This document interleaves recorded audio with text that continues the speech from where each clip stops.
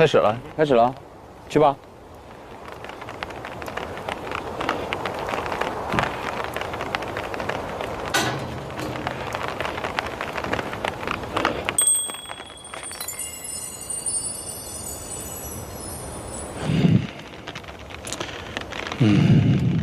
OK。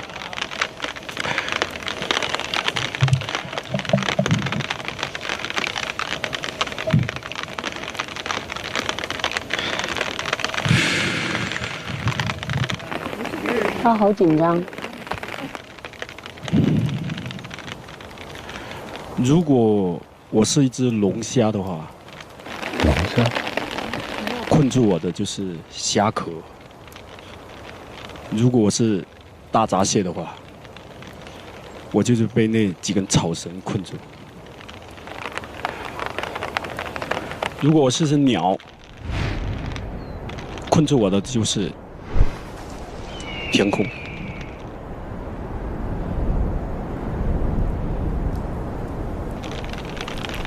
如果是条鱼的话，我就被大海困住；如果是一瓶酒，酒瓶就把我困住。但是我是人，人被什么困住了？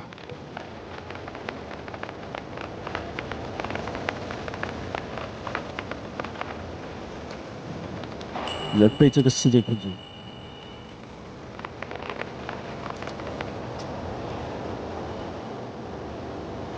以前我总觉得就是会，被这样的事情或者那样的事情困住，但是我发现其实我是被自己困住，因为我相信了那个故事，那个故事是诉说出来的，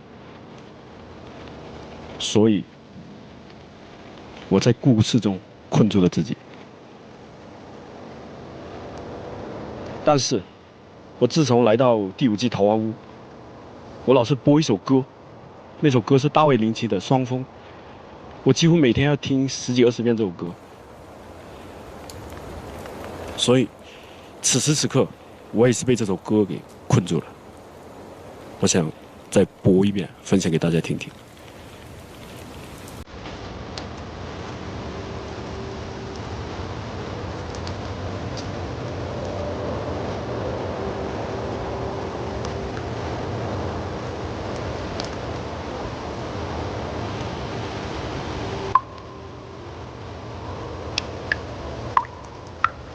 我想用不同的方式来讲故事，我也想用新的方式去看待那个牢笼，那个故事。我希望我的故事是独一无二的，因为我是人，但是也是其中一个叫人科的人。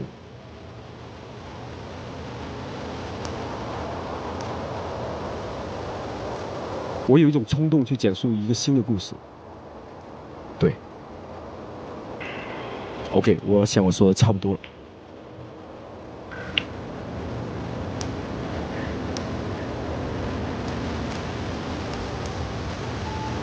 最通俗的说法就是换一个角度看世界，或者换一个位置，可能你就没被困住。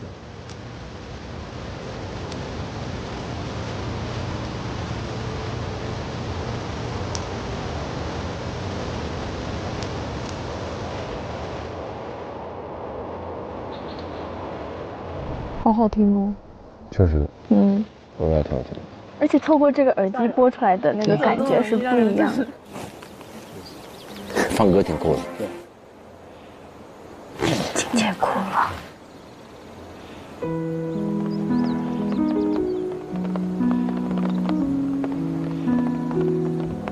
那个不是哭，我觉得那个是被他某一个瞬间的某一个细腻的东西感动到我了。就是第一句话我已经把我拿捏了，他说如果我是一只小龙虾，我就是被这个躯壳困住了啊。我还在想，我被桃花坞困住了，我被桃花壁困住了，看见多俗气，多庸俗啊！最近他不是给我们2次同屋吗？那我发现其实他有很细腻的地方，他也愿意观察你，他也愿意就是把他的智慧贡献出来，真的对他发生巨大的改观。他是个艺术家。本来要煽情的，但我一心不忍，我很容易把自己剪哭哈。讲述很酷，真的被天空困住。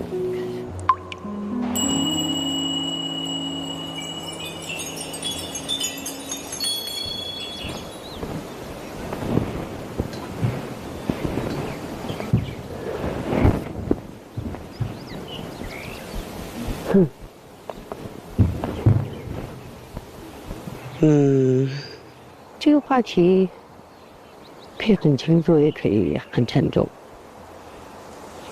我喜欢在笼子里待着，一个很黑暗的地方，我觉得那样很有安全感，就是不出门，我可以望着天花板3天，我可以不下楼，我可以躺在床上，如果我不饿的话，我也不喝。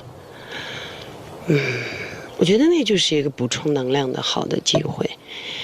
其实我们周围都有很多的笼子，我想了想，大概我就是这种不被定义的人，然后我喜欢进进出出。我不是一个专一的人，我没有长性，这点我可能跟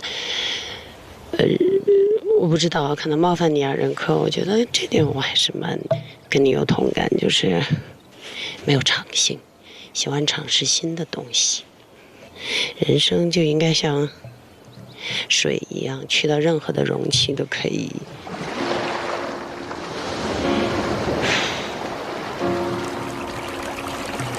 变成那个形状。虽然这很难，但是我想我一直在试图突破，所以我一直在做自己想做的那个自己，拍个电影，然后转身又去拍了电视，然后每一次转身都有人说这不对那不对，你这样不爱惜你的羽毛等等云云种种。所以有的时候我觉得，如果我要是能够自己安静的待着，那比较好。但是我又同时这个极端的人，我又来了一个非常热闹的地方。你看，我喜欢热闹，但是同时我又很安静。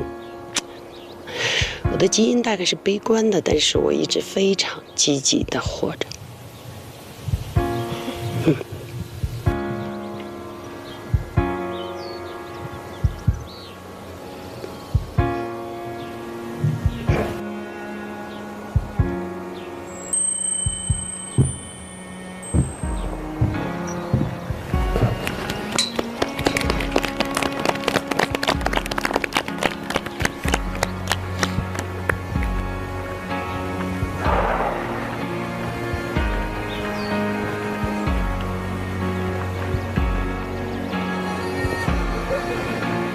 好开心啊！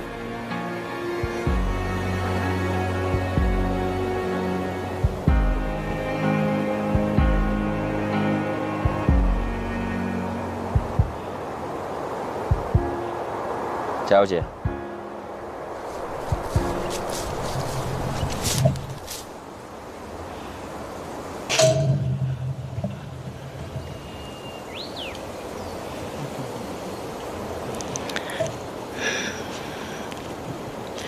其实老实说，我其实挺希望这个雨先暂时不要停。从小我是一个江南女孩，所以习惯了听雨打在屋檐上的声音，那是我一种安全感。但是突然间，到马上轮到我的时候，太阳出来了，它照在了我最爱的树上面，也许也代表着我此时此刻的心境。这是一个我不太想去讲述的话题。昨天晚上，佩伦跟我说，曾经我和他应该有一次合作的机会，他会扮演我。他和他的团队在把剧本创作完之后，突然间就陷入了纠结，因为他们当中需要描述一件事情，他们很怕冒犯到我。在有一段很长的时间里面，很多人都怕冒犯到我。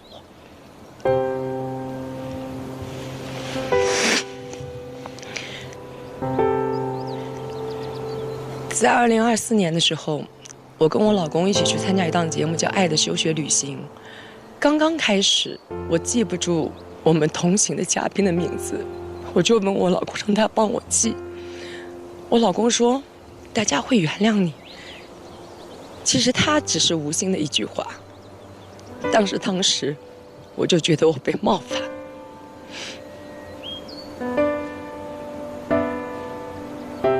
有一次，我当时的节目的 PD， 他问我，他说：“丹姐，我还能看到你拿起话筒吗？”我看着他，我说：“应该不会。”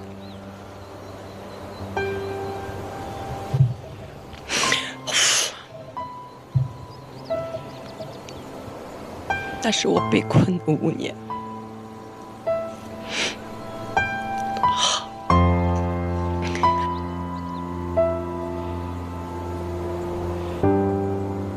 因为在节目当时，我主持了一场非常非常小的当地的老乡跟我们举行那个欢迎会，我就是跟大家聊天，所以我也没有觉得我在主持。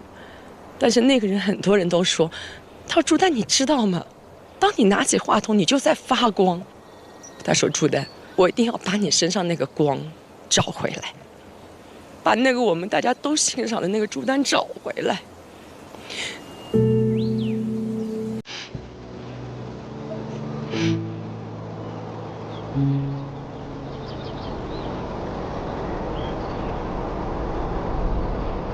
然后，我亲爱的奚梦瑶，她在一个重要的舞台上摔倒了。那个时候我很害怕跟她去聊这个话题，因为我会觉得她一样局促，她一样恐惧，她一样会觉得被冒犯。但是她非常非常轻盈地说：“我摔倒了，我得站起来。”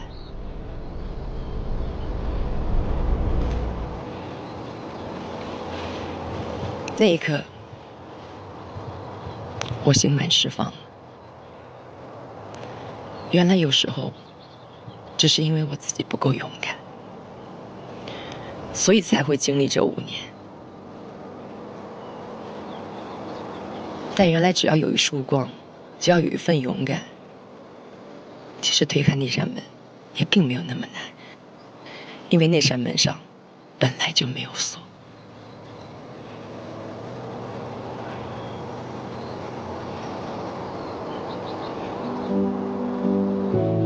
这是我的被困和我的解放。谢谢这道阳光。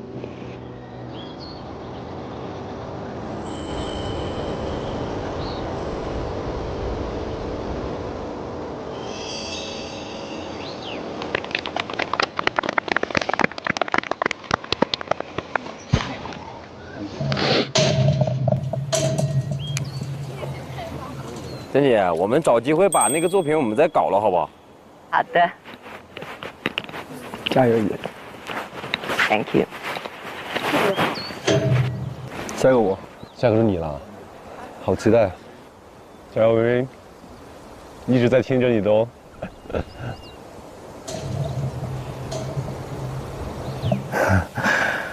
就我感觉困住我的是我自己的情绪，我特别不喜欢我这一点，我特别讨厌，我特别烦这一点。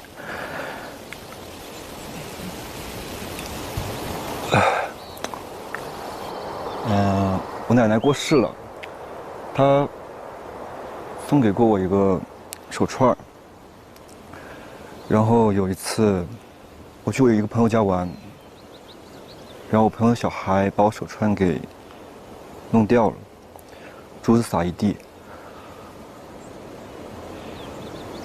我当下第一刻的反应是跟他说：“啊，没关系，没关系，没事儿，没事儿。”但是，我心里我很想抽我自己。我觉得自己不孝顺。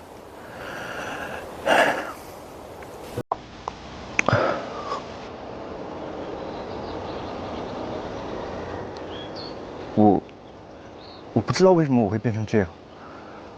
我这是善良吗？我不知道这算不算善良。这算礼貌吗？有可能是礼貌，但我就是很讨厌我自己这一点。我没法说出我自己真实的情绪。好像生气的时候也要犹豫再三，崩溃的时候也要去预约一个时间和一个地方。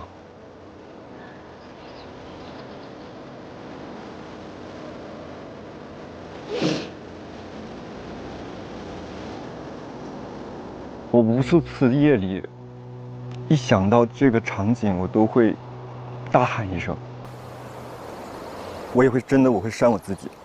我不知道为什么我当下会说出那样的话，我对自己很失望那一刻。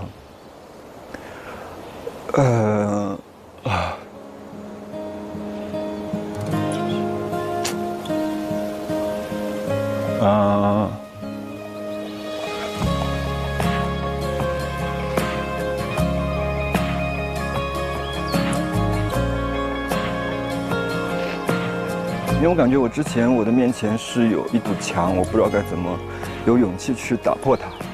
但我这次来桃花坞我很开心，因为在这里我感觉我有变化，也很感谢这次录制我加入了这个许昕跟智胜的这个组合坏蛋联盟，能改变一下我自己，所以有勇气去打破它。但我在这里，我感觉每一个人都很好，就是很感谢每一个人吧，哥哥姐姐、弟弟妹妹都很好，所以我是希望我自己因为现在阳光普照，我希望我自己也是会有阴影的地方，然后我也希望我能像前面这些大树一样，有开花也有落叶的时候，然后希望阳光照在我的上面，我会有很灿烂的纹路。最后我希望我的人生不是只有一个表情。谢谢。你在哭了，舅舅。我觉得他一直是一个很细心的人，但他不轻易表露出他的情绪，和他永远保持一个很稳定的一个状态。但是我能感受到他当下的那个情绪。当他聊他被困住的东西，对他来说是一个很大的一个挑战，也是很大的一个突破吧。所以我很开心看到思成跨出那一步。我觉得不管他会不会改变，但我今天至少让我的声音穿过了这面墙。我觉得我对于我自我来说，其实算是一次向更好的自己去迈步。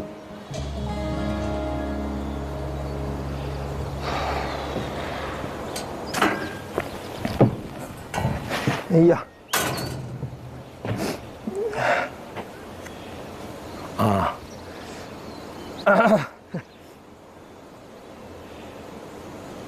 我觉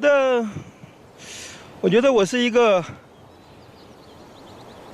特别喜欢笼子的人。我小时候最喜欢的就是一个人给自己搭一个很小很小的空间。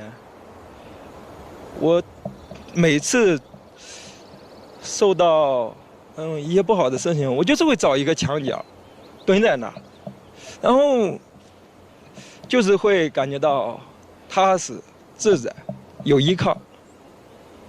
墙角就像是保护着我的笼子。我想了想，可能是因为小时候自己老觉得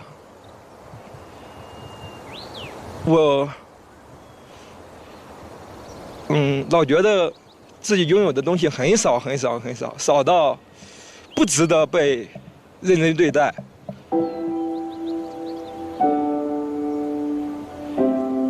所以说我就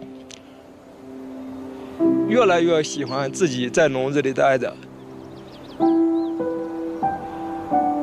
我上学的时候，包括我刚毕业，脱口秀还开始讲，然后我妈就一直让我找工作，然后家里因为各种原因也欠了钱，然后我那个时候基本上挣到的钱就要给家里，然后工作贼不顺利，就感觉自己做什么也不太行，然后身边也没有朋友。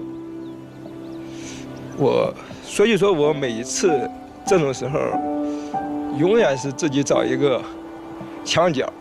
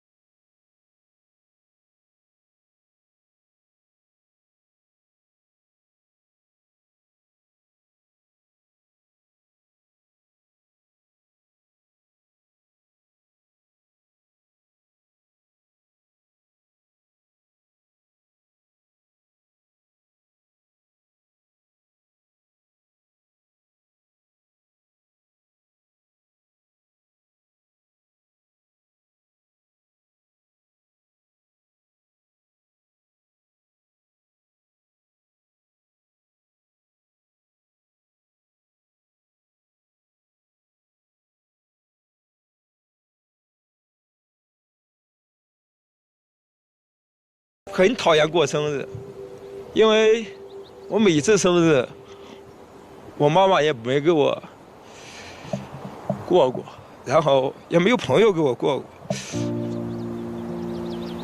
然后小辣给我安排了特别温馨、特别让我觉得被认真对待的一个生日。然后我那天晚上跟雪琴，我俩聊什么不知道，但我跟雪琴说了一句：“我说琴子，我真的好爱你啊。”琴子回了个：“圣子，我也特别特别爱你。”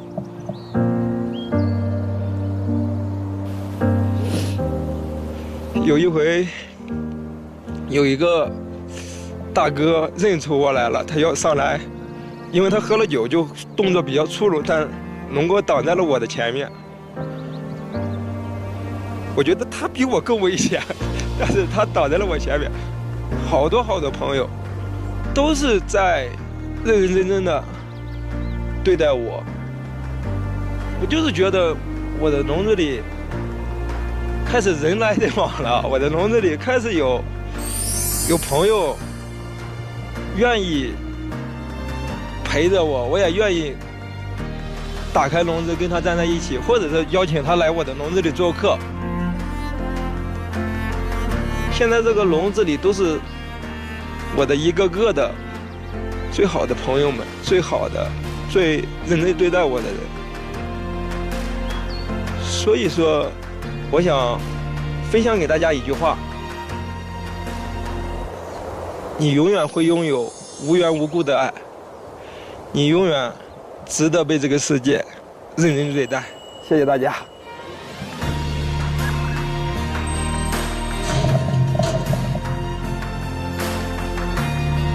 来，志尊送给你。哎呀，谢谢。我觉得圣子每天在这里插科打诨的，然后乐乐呵呵的，好像每个人都看着他都很高兴，但其实他心思是很细腻的。因为哥哥落泪了。因为我们两个都属于那种当下不会说什么太肉麻的话，但是一提到我给他过生日那一段，我也一下子非常的感动。哎呀，就是看他就是很心疼。哎呀！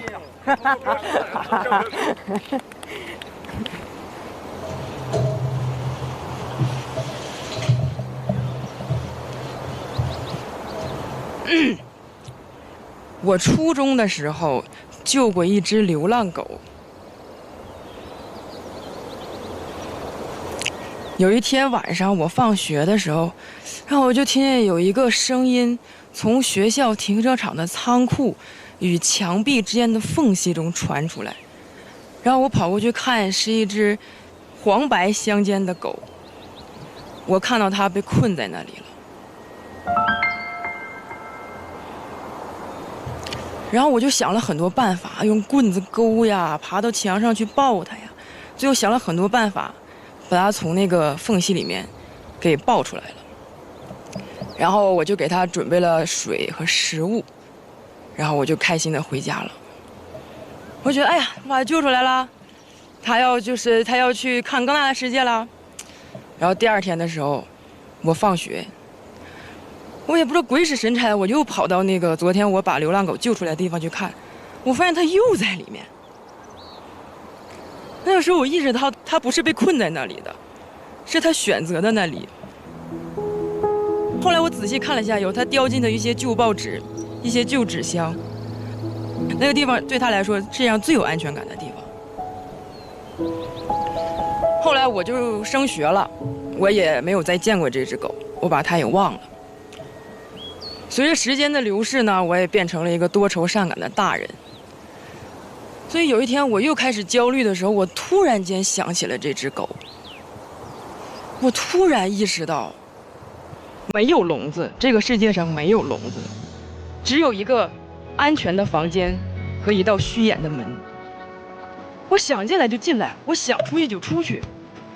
我之所以焦虑，就是我这个人爱焦虑，一焦虑我就有安全感。如果我3天没焦虑，我就非常痛苦，我觉得很不安全。在我想到这只狗的那一刻，这个我的世界笼子不存在了。我在那个安全屋里出来进去，出来进去。当我没有安全感的时候，我就去那个安全屋里待一会儿。等我休息好了，我再推开门。去那个惊险刺激的真实世界。当然了，我现在待这个地方，也是一道虚掩的门，所以现在我要出来了。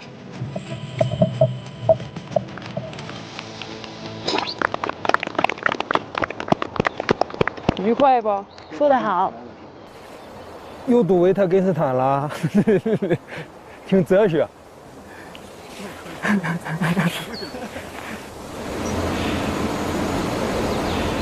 Hello， 大家好，我是小辣。录制的第3天的时候，志胜忽然给我发微信说：“你心情还行不？这次感觉有点累。”我特别震惊，因为我以为我隐藏得很好，掩饰得很好，我一直在让自己很活泼，所以我一边感叹胜子细腻的内心。一边回顾自己，最近明明是在休息，为什么还是这么的疲惫？直到这次桃花坞给了我这个被困住了的主题，我刚好借这个机会认真思考，剖析了一下自己的内心。我可能是被自己给困住了。因为作为公众人物，难免会有被误解的时候。当误解发生时，我内心非常的着急，我很想去跟人家解释，但是语言是很苍白的，而且有的时候还会伤害到无辜的人，那么我就会选择闭嘴。但闭嘴后呢，这股负面情绪其实它并没有消失，它就是憋住了，它会在某一刻遇到一个刺激就失控了。然后又会造成新的误解，又伤害新的人，陷入了死循环。我一直在反复琢磨，我反复犹豫，我在后悔，我在挣扎，我在给自己制造恐惧，制造痛苦，把我给耗没电了。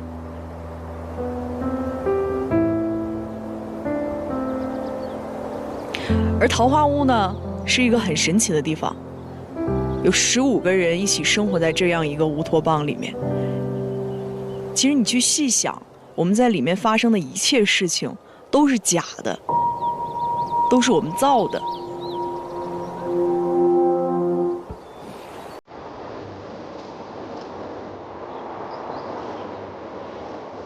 但是我们的情绪，我们的情感是真的。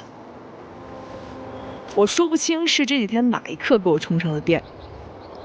可能是跟秦子胜子一对视的时候，就懂对方心意的安全感；可能是蔡姐愿意跟我这个新朋友敞开心扉，自我剖析；也可能是有一次跟猪猪姐在饭后对于不同年龄、不同心态的一次探讨，也可能是跟弟弟一起安静的勾毛线，可能是跟辛辣菜粥积极、沉静、和谐的去准备表演，也可能是我做了馒头，大家都夸它好吃。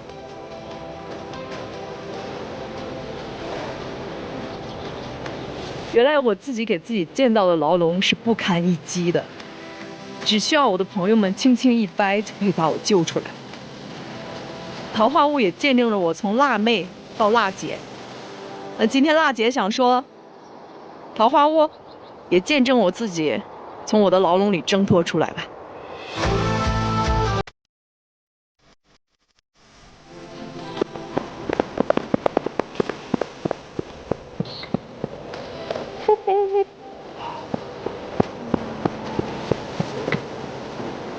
辣姐说的真好，真的假的？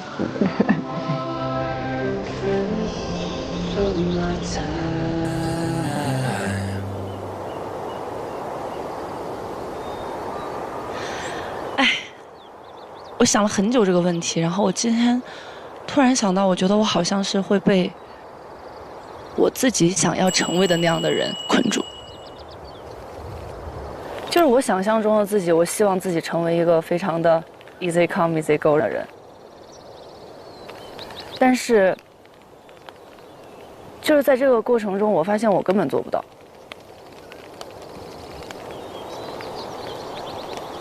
然后有一天，我跟辣，我们在房间里聊天，我说今天在某一些环节的时候，我感觉我有点太过较真了，然后我很讨厌这样的自己，因为我不想我这么的强势。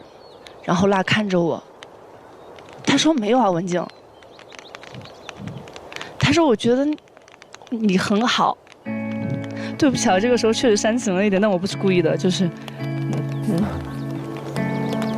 他说文静，我了解你，我知道你是什么样的人，所以不管你是什么样子，我都觉得你很好。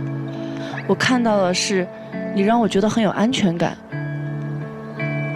然后那一刻，我一下子眼泪就出来了，就啪就飙出来了，因为我觉得，哇，就是我等待的回答可能是，你是不是有点敏感，或者你是不是有点焦虑，或者是你是不是太在乎别人的眼光了？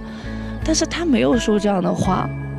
我当时我说辣，我说你知道吗？我感觉你好像，就是我把自己袒露完了之后，然后我从天上掉下来，你就一把把我抱在了怀里，稳稳地接住了我，让我好温暖，好有安全感。我就好爱他呀，当时那一刻。他说：“所以文静啊，没有一个完美的人，没有有缺点的人，你可能需要找到的是一个喜欢你缺点的人。”我说：“好像是哦，就是当我可以不让自己成为我喜欢的样子的时候，是因为有很多能够包容我成为各种样子的人的朋友站在我的身边，给了我这样的底气。”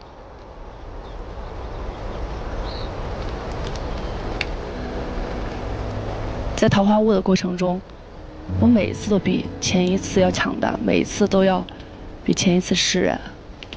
不要再在自己的人生路上 push 自己了。谢谢你们听我讲了这么久，谢谢。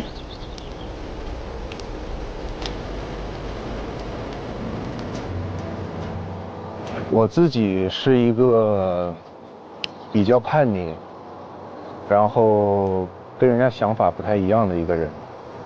我觉得我被什么困住了呢？想了一下，就是被自己困住了，自己的想法困住了。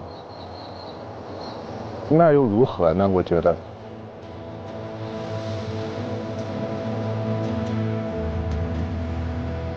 我觉得我作为运动员，失利是我们最大的困扰。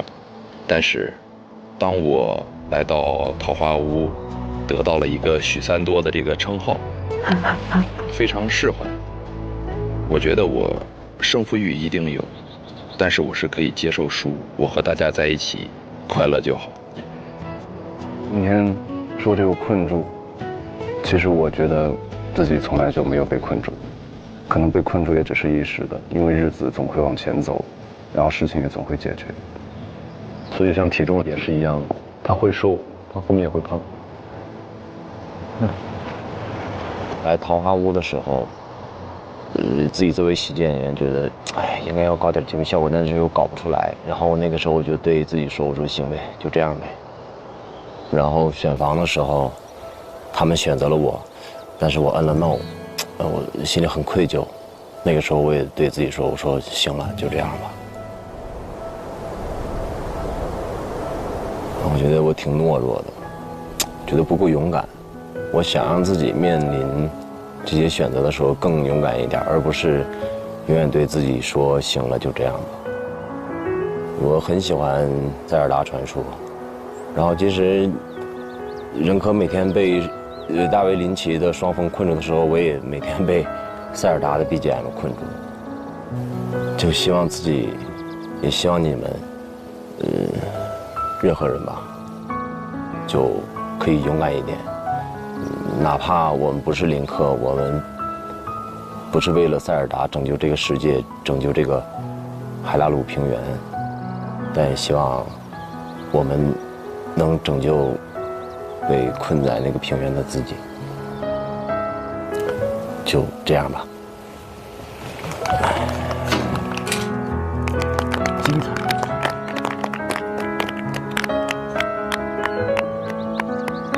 天晴了。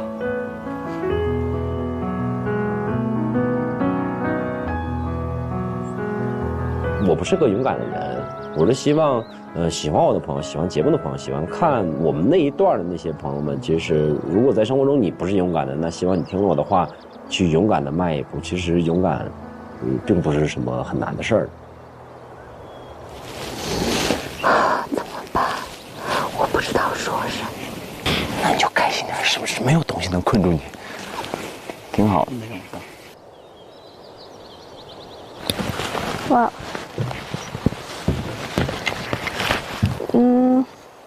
我觉得暂时没有什么事情是可以把我困住。我觉得我今年20岁，所以我的人生才刚刚开始。但我也不知道为什么我刚刚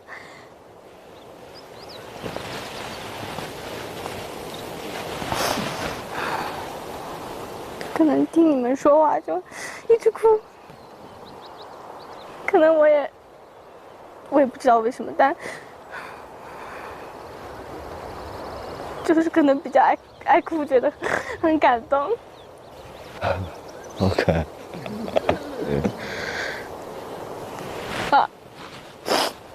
对，我觉得，比如我的困住，可能是我现在被我一直哭而困住。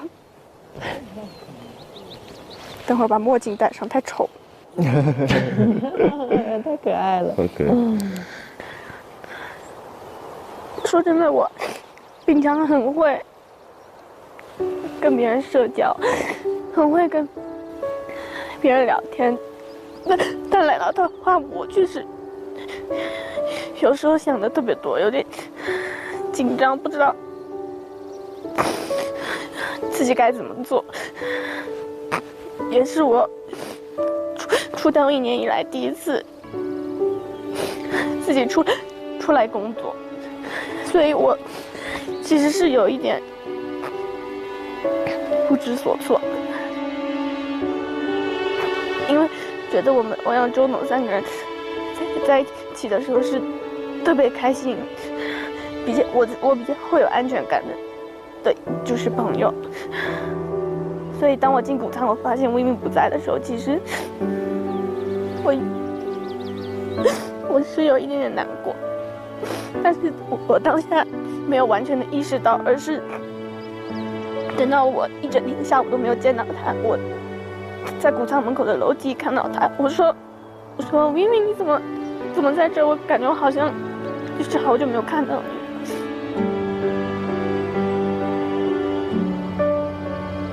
我才意识到，其实我还是会在乎我身边，就是会在乎他们，对，所以我就有把这件事情跟他讲了，跟他说，我觉得他是我会愿意去分享一些事情的一个朋友，对。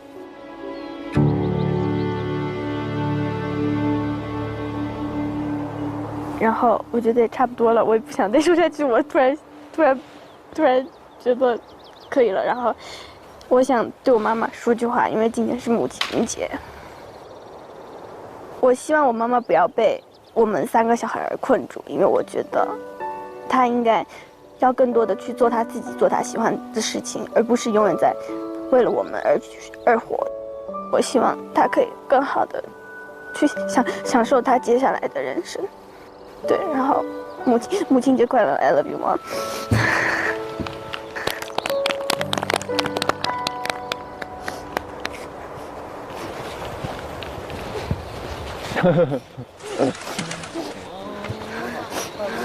很好，快为伟道歉，快点给我们道歉，给这欧阳周董道歉。为啥？怎么了？为什么抛弃了欧阳周董，自甘堕落到坏蛋联盟？你们快把他踢出你们坏蛋联盟，同流合污了。是准备接反派戏了吗？来，那我们练手啊，体验生活。第一次见亲民投案的。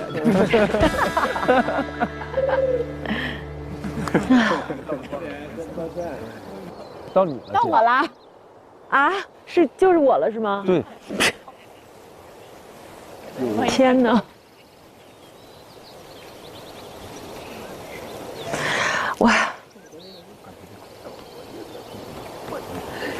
天哪！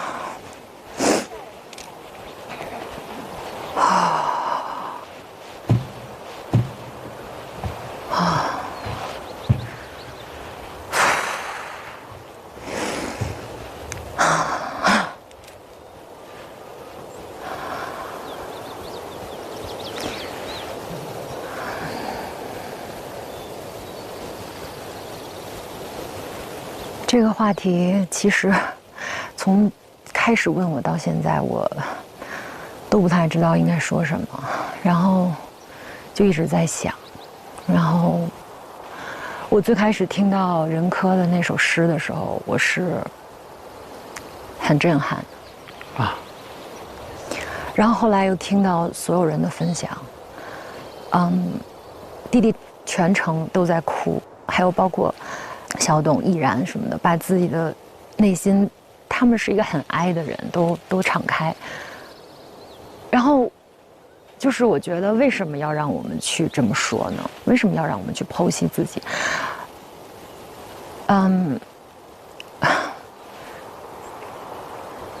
这些话应该都是我们对最好的朋友、最信任的人或者心理医生说的。我也想过，可能要把自己内心的很多东西挖出来，但是又觉得很没有安全感。然后后来又想说，要不然分享点有的没的算了，但是又觉得那就更没有必要了。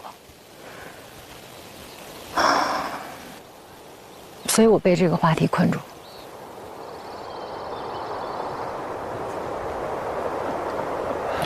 酷啊，姐！够勇敢，不愧是猪猪。太酷了！炸猪猪！太酷了，太酷了！他表明了他的态度，他可能觉得这个命题本身就是一个笼子，即使与大家不一样，也是非常好的。嘿，对，我老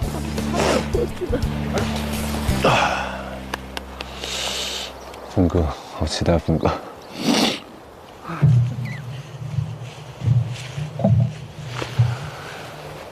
我有幸最后一个发言，如果我必须站在这儿分享一些的话，那我聊一聊我的想法。其实我们每个生命都是哭泣着来到这个世界上的。让我们想想，那一刻，也许只有降生的那1秒，我们是绝对自由的。从此，我们就开始被困住。我觉得这是我们的宿命。接下来，我们开始慢慢长大，我们开始被成长困住。随之而来的，我们被升学，我们被成绩，我们被高与低的对比困住。接下来，我们离开了我们学习的地方，我们被扔进了这个社会。我们开始被生存的压力困住，我们被成功的欲望困住。我相信这是我们每个人都在走的一条路。我们被沉默的大多数的集体意识在一次次困住，然后我们被爱困住。关于爱，我没有资格说一分一毫，每一个人都在爱里面成长。我们既变得更快乐和幸福，但我们也被爱困在矛盾中，困在患得患失之中，困在懦弱与伤悲之中。但是我今天想告诉大家呢，我们应该和我们身上的枷锁和牢笼和解。刚才弟弟说了，今天是母亲节。早晨我站在我们的阁楼上面，看着远处的那个草原，我想起了妈妈。那是黄昏的时候，我妈妈癌症，她那个时候已经瘦到70多斤。我看着她突然间举起手，用手指指着窗外，窗外是青年路，那个时候车水马龙。那一刻，我非常非常的震撼。其实她嘴在动，没有任何声音。但是我知道，他解脱了，他真正的解脱了。他一辈子为我们操心，一辈子为这个家庭操心。在最后1秒钟，他的手慢慢的掉下来。那个时候我知道，所有的牢笼都没有了。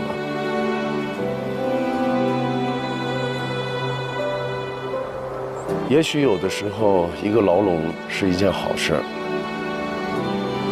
因为当我们生命中有一个牢笼的时候，我们才有冲破牢笼的勇气。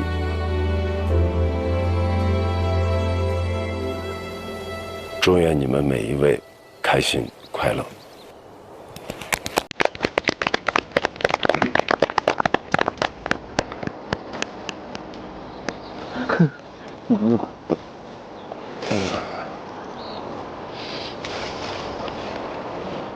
我们要和枷锁，要和笼子做一个和解。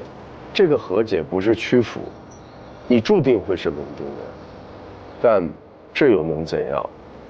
从我们出生那一刻开始，我们就有枷锁。你说它可怕吧，也可怕，可是你说它有多么可怕，不至于。觉得大家都在那个不知所措、不知道说什么的时候，暴露了一些比较真实的自己。这个是让我比较来劲儿、比较有兴趣的，因为我觉得从这些更细节的东西、更微小的东西能让我更多的认识到它。